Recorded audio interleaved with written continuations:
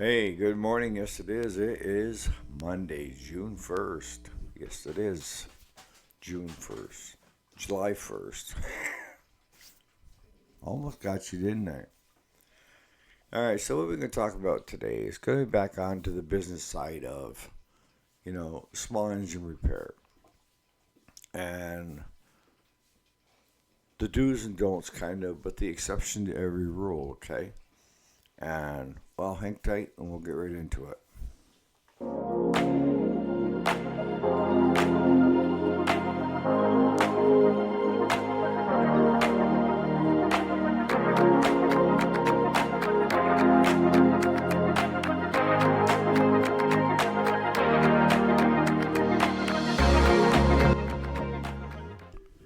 All right, welcome back. My name is Eric, and this is the weekday, Monday through Friday. Today is Monday, July 1st. It's available on podcast as well, all the back episodes. But today we're talking about, when you're running a business, who has a better chance? I talk about location, location, location. That's very critical. If you're out in the middle of nowhere, then it's going to be harder to be found and get known than if you're on Main Street in town where people are driving past you to go to the grocery store or the gas station.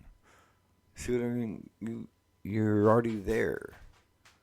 So if somebody has a problem with a lawnmower, they're going to say, oh, yeah, I just drove by that repair shop and drop it off there until they get a bad experience, right?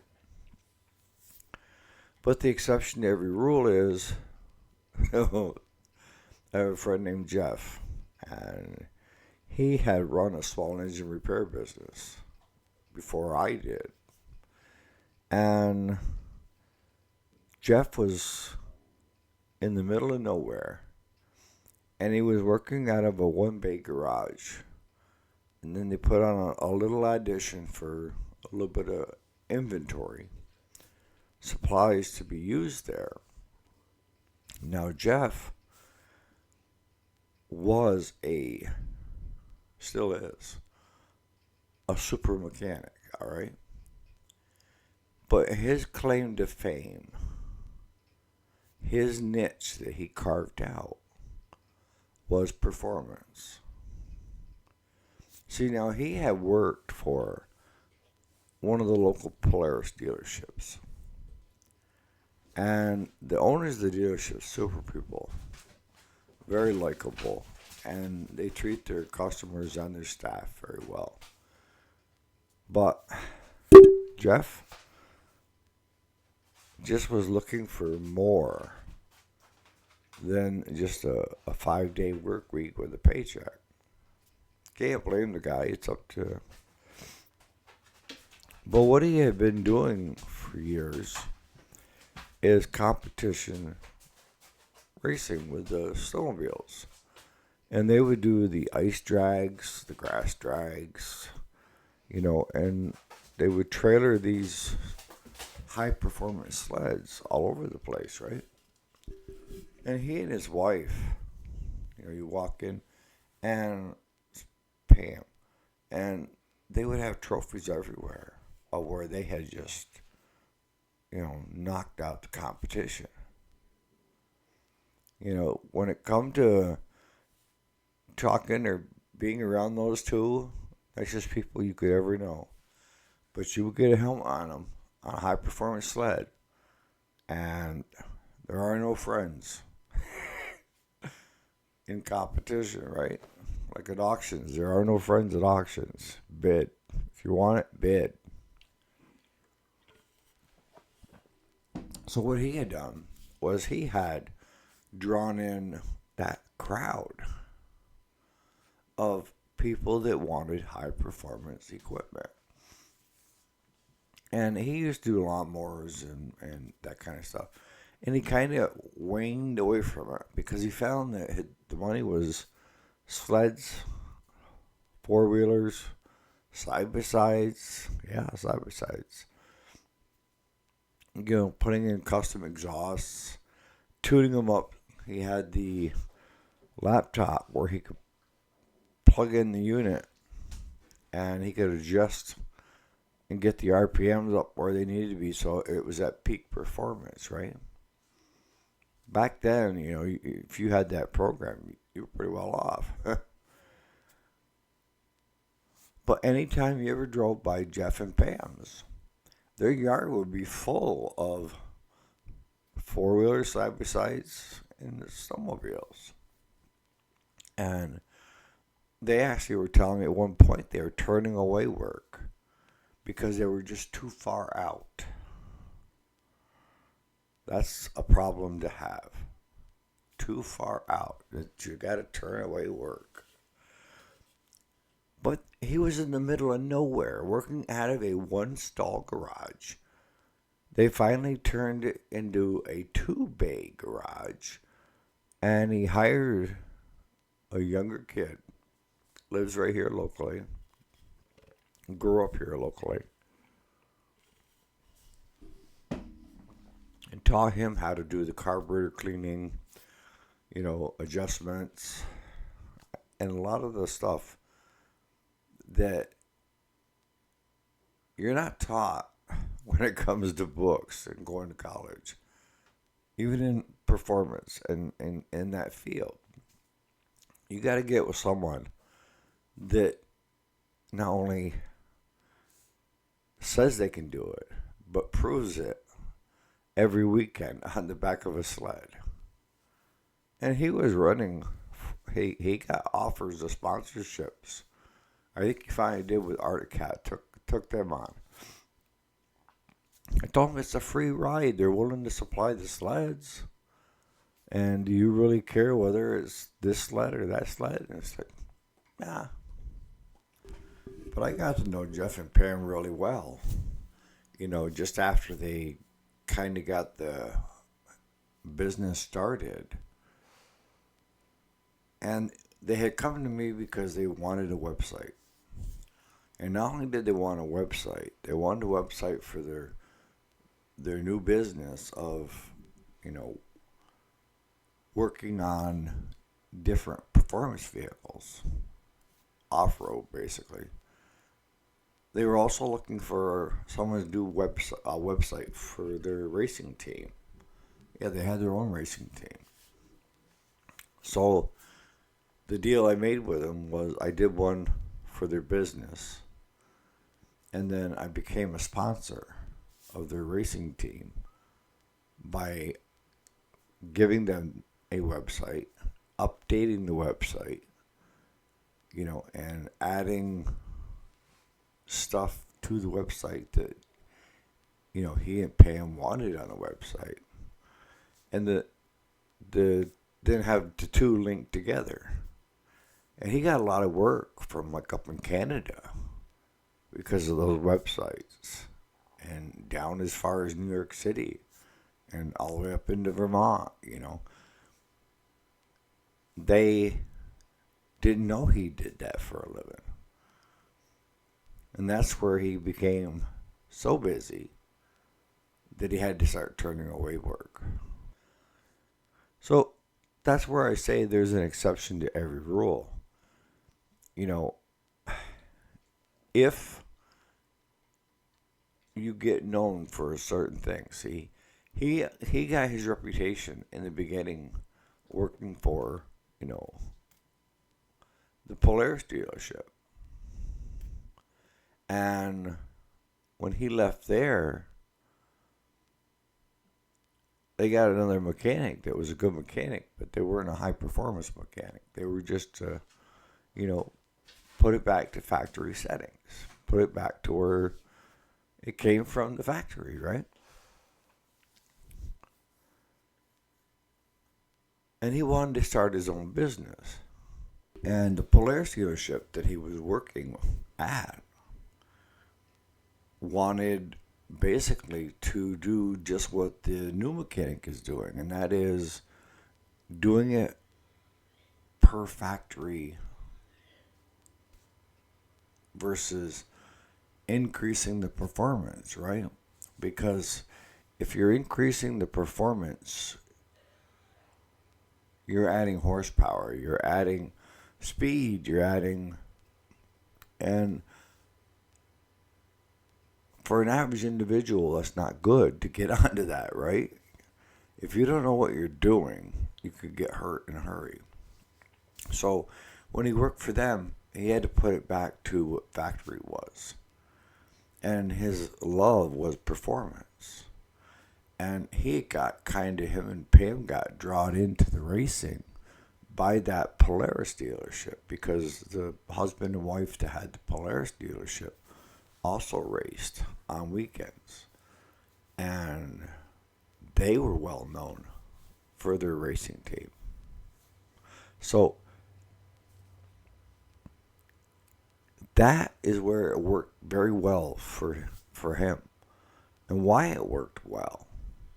And even if you're in the middle of nowhere, if you're doing something that nobody else in your area is doing, and you not only can say that you're doing it, but you put something behind it, like, don't tell me, show me.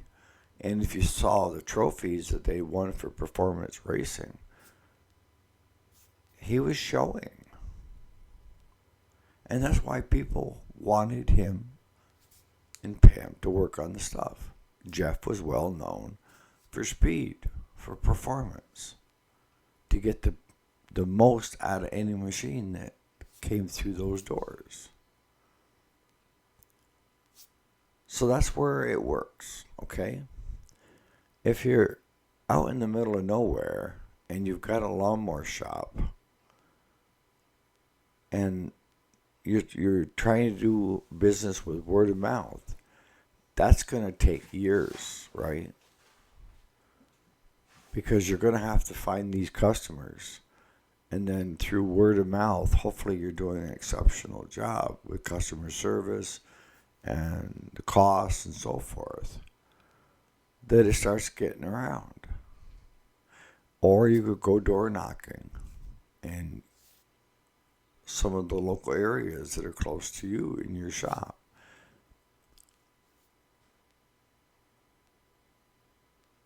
You have to kind of specialize and find your niche and not try to take everything on. Small engine encompasses a large area, actually, because they still qualify, like your four-wheelers and all that stuff is small engine. Yet, most of your small engine mechanics that work on lawnmowers, snow blowers, weed trimmers, and that don't know how to work on four-wheelers, side-by-sides, and so forth. Now, at our shop, we learned it. That's, trial under fire. Yeah, that's about what it was. Is tearing it apart and seeing how it worked, and, putting in wet clutches, dry clutches into four-wheelers, side-by-sides, and carburation, and your fuel injection, EFI, and how to reset the computer back to the factory settings. It came about because we didn't want to turn away work, but we didn't have the experience in it either. And that's the scary part. If you're not experienced, then you could do a lot of damage. So how do you become experienced? My best way to become experienced is to work with someone that has the experience, is willing to show you how to, right? That's the key. But if you don't have that, then you can work on machines that belong to you to see how they work. And read as much as you can. Watch a lot of YouTube videos. There's good videos that are being produced now of how to do certain stuff. So I'm going to start wrapping this up. But before I do, I want to give one more exception. See, as Amos can tell you, if you're running a successful business and somebody else buys it, does it guarantee to remain successful? And the answer is no. It's all on the new owner or owners and how they do business.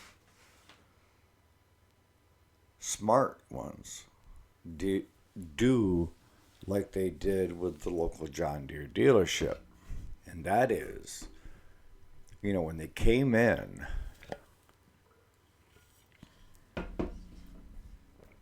they looked at, okay, well, how many units are they selling a month? How many units are they repairing a month? Are they selling a lot of parts?